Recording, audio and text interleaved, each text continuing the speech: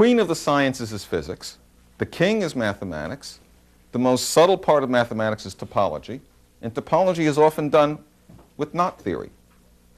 Now go back to the ancient world. What experimental medium was available? What did people work with? Did they have computers? No. Did they have our modern mathematical formalisms? No. Did they have algebra? No. Did they have calculus? No, we don't think so. Maybe in some other form. What did everyone do? Well, they lived in tents, and they moved around in the desert, and they kept animals, and they raised crops, and they made ships occasionally, and they made carts and dragged stuff around and all of that. You don't have to be a mathematical genius.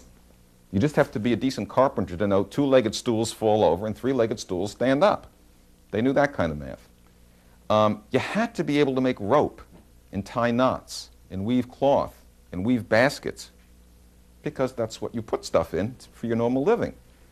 These are all weaving patterns. This is a wreath.